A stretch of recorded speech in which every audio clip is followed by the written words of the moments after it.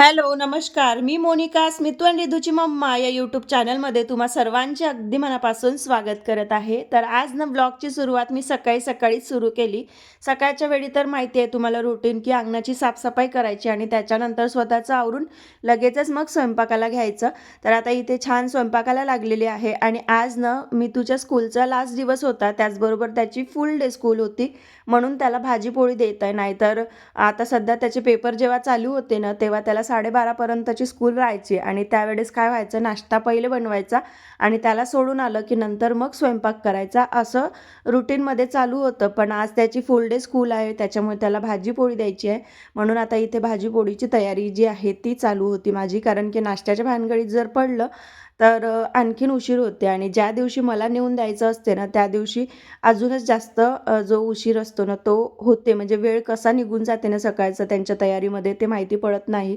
तसं तर अहोही नव्हते. आज ते 8-10 दिवसानंतर घरी येणार होते आणि ते आलेले आहेत. तर हा जो व्लॉग आहे ना, तो ज्या दिवशी स्वामी समर्थ महाराजांचा प्रकट दिवस होता ना, त्या दिवशीचा आहे. त्याच दिवशी ते घरी आले होते. तसं तर ते गुढीपाडव्यालाच येणार होते. पण एक दिवस त्यांचं थोडंसं लांबलं आणि त्याच्यामुळे ते ना एक दिवस उशिरा आले. तर आज ते घरी येणार होते, पण आजच्याच दिवशी त्याचे पेपर संपणार आणि उद्यापासून त्याला सुट्टी लागणार असं होतं. तर आता इथे भाजी फोडणी द्यायला घेतली आणि मसाल्याचा डब्बा उघडला तर त्याच्यामध्ये ना मसालेच नव्हते. म्हणून ते सगळे काढून घेतले आणि माझं ना अजूनपर्यंत उन्हाळी वाढवण्याचं कामही चालू केलेलं नाही आहे. मला माहिती आहे माझे उन्हाळी वाढवण्याचे जे पदार्थ आहे ना, ते तुम्हाला खूप जास्त आवडतात आणि त्याच्यावर व्ह्यूज पण खूप छान-छान आहे आणि तेच मला बनवायचं आहे. मला जास्त यावर्षी लागत नाही आहे घरी बनवायसाठी. पण तुमच्यासाठी रेसिपी म्हणून ना मी त्या रेसिपी ज्या आहे 1 वाटीच्या, 1 कपाच्या किंवा 1 ग्लास भराच्या असे पापड बनवून तुमच्यासोबत त्या रेसिप्या नक्कीच शेअर करणार आहे. तर 1 ते 2 दिवसात ती म्हणजे पापड जे आहे उन्हाळी वाळवण ते करायला मी सुरुवात करेल. तर आता इथे छान भेंडीची भाजी फोडणी दिली पहिले. तर भेंडीची भाजी मी साधीच बनवते. फक्त त्याच्यामध्ये लसणाच्या किडल्या, जिरा, मोहरी आणि जे काही मिरची वगैरे असते, हिरवी मिरची ते टाकून छान फ्राय करायचं आणि त्याच्यानंतर थोडेसे सुके मसाले टाकून भेंडी टाकून द्यायची आणि नंतर ना ती झाकून न शिजवता अशीच उघडी शिजवायची, जेणेकरून चिपचिपी जी भेंडी असते ना, चिकट भेंडी ती होत नाही. छान अशी मोकळी जी भेंडी आहे ना, ती भाजी होते. पण मला सवय आहे की थोडंसं झाकून ठेवलं की लवकर ते शिजते. त्याच्यामुळे मग रात्रीचं जर आपण भेंडी कट करून ठेवली ना, तरी झाकून जरी ठेवली तरी पण ती भेंडी जी आहे ती चिकट होत नाही, जशी की तुम्ही आता बघितलं व्हिडिओमध्ये. त्यानंतर ना पटकन पोळी टाकून दिली आणि एवढ्यातच ना रिधूसुद्धा उठलेला होता. तर रिधूला पण तयारी ही करून द्यावी लागते. पप्पा असले की त्याचे पप्पा त्याच्या मागे लागतात. पण माझं तसं नाही आहे. आता एकटी असल्यावर कसं असते ना, पहिले स्वयंपाकाचं आवरून घ्यावं लागते आणि त्याच्यानंतर दोन्ही मुलांची तयारी. कारण की मुलं प्रत्येकच गोष्ट आपल्या हाताने करत नाहीत. त्यांना अंघोळ जरी केली तर कपडे घालतात. पण घाईगडबडीमध्ये ना ह्या सगळ्या गोष्टी आपल्यालाच त्यांना करून द्याव्या लागते. तर आता इथे तयारी वगैरे करून दिली आणि त्यांना स्कूलमध्ये नेऊनही आली. त्याच्यानंतर जे काही राहिलेल्या पोळ्या वगैरे शिल्लक होत्या त्या केल्या. जसं ॲज युजुअल माझं जे रुटीन आहे ते तसंच असते, की त्यांना सोडून यायचं आणि त्याच्यानंतर मग पोळ्या वगैरे बनवायच्या. कारण की स्मितूचा जरी फुल डे असला ना, तरी पण रिधूला 11 वाजता सुट्टी होणार होती. तर त्याच्यासाठीचं माझं जी धावपळ आहे ना, ती चाललेली होती. तसंही आता ऊन खूप तापत आहे. त्याच्यामुळे 11 कामं झाले पाहिजे असं माझं आहे सध्या तरी. पण मुला घरी असले की ते काही होत नाही आपलं, खूप लांबते कामं. पण असो, 1 महिना आपणही थोडंसं रिलॅक्स राहतो आणि परत मग पाऊस लागला की आपल्याला मुलांचं अजून रुटीन जे आहे ते त्यांच्या धावपळीनुसारच करावं लागते. तर आता इथे छान भांडे वगैरे घासून घेतले आणि ओटाही क्लीन करून घेत आहे आणि मग नंतर जो वरण-भाताचा कुकर आहे ना, तो लावते मी. कारण की वरण-भात वगैरे होतपर्यंत जर ओटा असाच ठेवला तर झाडू पोछा माझा व्हायचा राहते. तर झाडू मला ना अशी सवय आहे की ओटा जेव्हा स्वच्छ केला त्याच्यानंतरच झाडू पोछा करायचा. त्याच्यामुळे ना मी पहिले ओट्यावरचं पूर्ण क्लीन करून घेते आणि कुकर लावून टाकते. म्हणजे तो कुकर छान असा गरमच्या गरम राहते. तसं तर आता उन्हाळ्यामध्ये गरम वरण भाताची वगैरे काही आवश्यकता राहत नाही. तरी जसं आता रुटीन बनलेलं आहे ना, त्याच रुटीननुसार चाललं की म्हणजे आपले पटापट कामं जे आहे ते जसं आपल्या आपल्या अंगवळणी जी कामं लागते ना, तीच कामाची सवय आपल्याला राहते. तर आता छान इथे पूर्ण गॅस ओटा क्लीन करून घेतला आहे आणि अशा पद्धतीची जी क्लिनिंग असते ना ओट्याची, ही मी सकाळच्या वेळी करते. रात्रीपर्यंत ओटा जो आहे तो असाच राहतो आणि संध्याकाळचं जर झालं तर ज्यावेळेस खूप तेलकट किंवा मग जास्त मसालेदार भाजी वगैरे बनली त्या किंवा जास्त एखादी पदार्थ बनला स्वयंपाकामध्ये त्याच वेळेत मग अशा पद्धतीने ओट्याची क्लिनिंग करावी लागते. अदरवाईज आपला ओटा जो आहे तो मस्त असा टकाटकमध्ये राहतो. आणि तसंही संध्याकाळच्या वेळी आपण सगळं निवांतमध्ये करतो तर सांड-उबळ हा प्रकार जो आहे तो कमीच असतं. तर आता छान इथे मस्त ओट्याची क्लिनिंग करून घेतली आहे. आणि मधातनं आमचा गॅस जो आहे तो खराब झालेला होता, त्याच्यातून थोडंसं कार्बन निघायचं. तर मला वाटते की तो पाणी जे आहे ना बर्नरवर पडत होतं, त्याच्यामुळे त्या गोष्टी होत असेल.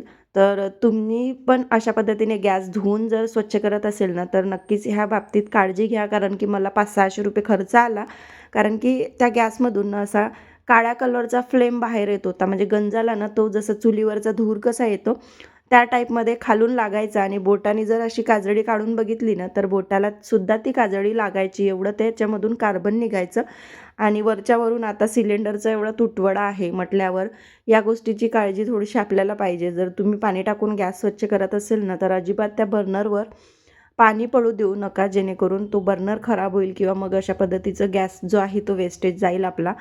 तर आता इकडे ओटा वगैरे छान मस्त स्वच्छ होऊन गेला. त्यानंतर म्हटलं चला आता थोडीशी ना फ्रीजही वर पुसून घेते. आणि वरती जे डब्बे दिसत आहे ना पाटीवरचे, तेही इकडल्या तिकडे झाले आहेत. त्याला घासण्याचा मुहूर्त कधी निघते माहिती नाही. कारण की ज्यावेळेस किराणा आणते ना त्यावेळेस मी भरत असते. म्हणजे छान असं स्वच्छ करून ते भरते. पण यावेळेस किराणा आणला नाही तर ते थोडेसे जास्त मॅसी झालेले आहे. पण त्याच्याकडे थोडंसं लक्ष द्यावे लागेल. आणि बऱ्याचशा अशा गोष्टी ज्या आहेत त्या पेंडिंग आहे. आणि उन्हामुळे इतका कंटाळा येतो ना, नुसती सारखी झोप येते.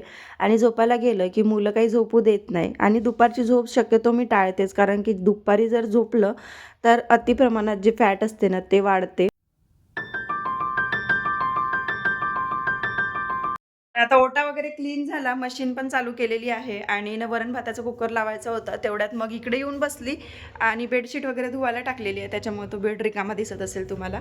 तर झाडू पण घेतला होता झाडझूड करायसाठी, पण आठवलं की वरण भाताचं कुकर मी पहिले लावून घेते. कारण रिदू 11ला येतो, मग त्याला जेवण द्यायला बरं होते. थंड होऊन राहिला कुकर तर यांना फोन लावला आणि तिथेच माझे 5-10 मिनटं गेले. म्हणजे बसून गेलं ना की थोडंसं आपलं काम जे आहे ते वाढतच असते.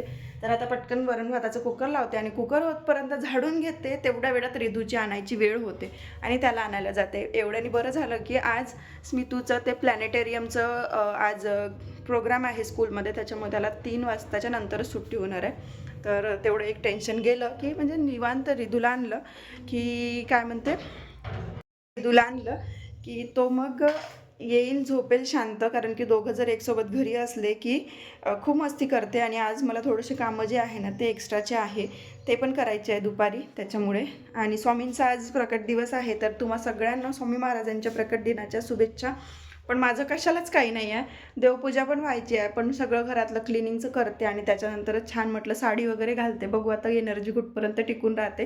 कारण की ज्ञान करण्यामध्ये इतका वेळ जातो ना, त्याच्यामध्ये असं वाटतं की नको, मग आता साधंसुद्धा आपला ड्रेस लावून घ्या आणि पटकन पूजा करून मोकळं व्हा. पण असं असते आपल्याला इच्छा की एवढं आपण व्हिडिओज वगैरे सगळ्यांचे बघतो तर की नाही, छान आपण ही साडी वगैरे घातली पाहिजे, छान पूजा केली पाहिजे. पण मग नंतर असं वाटतंय सगळं झाल्यावर की नुसतं पूजेपुरतं 5-10 मिनटाची पूजा असते, अर्ध्या तासाची खूपच झाली तर तेवढ्यासाठी साडी घालून मग पुन्हा अजून तो प्रसारा आवरा असं माझ्या मनामध्ये येते आणि ते सगळं स्किप होते. पण आज मी खरंच इच्छा आहे माझी की करायची, पण बघू आता कुठपर्यंत माझी एनर्जी टिकते ती. तर चला व्हिडिओ कंटिन्यू करा. तर आता इथे ना वरण भाताचं जसं सांगितलं मी, कुकर जो आहे तो मी सगळ्यात शेवटी लावते ओटा वगैरे क्लीन केल्यावर. तर तोच आता इथे लावून घेत आहे. आणि छान ना यावेळेस जर आपण वरण भाताचं कुकर लावला ना की रिदूला ना ते खूप आवडते. म्हणजे थोडंसं गरम असते ना त्याच्यामुळे तो छान 2 घास जास्तीचं खातो. आणि आपल्या आईचं हेच एक म्हणणं असते की आपल्या लेकराने थोडंसं 2 घास जास्त खाल्लं की आपल्याला जे समाधान मिळते ना ते कुठेच समाधान कुठल्याच गोष्टीत नाही आहे. तर त्यानंतरनं पटकन असं छान घर झाडून घेतलं. कारण की आमची रिधू महाराज जेव्हा घरी येते ना तेव्हा अजिबात कुठलीच गोष्ट व्यवस्थित करू देत नाही. आणि झाडताना जर घर रिकामं असेल तर ते 5 मिनटामध्ये झाडून होते. कारण की सगळ्या गोष्टी ज्या आहे, ओटा तर क्लीन असतो, बेडही छान स्वच्छ करून घेते मी. आणि सोफ्याचे कवर आज धुवायला टाकले, त्यामुळे ते तिथे दिसत नाही आहे तुम्हाला. बेडशीटसुद्धा धुवायला टाकलेली आहे. त्यामुळे ना पटकन माझं जे काही काम आहे ते आटपून जाते आणि इथेच मग जो आहे तो समोरचं पोछा वगैरे लावायचं ह्या त्या गोष्टी ज्या आहेत त्यानंतर मी केल्याच होत्या.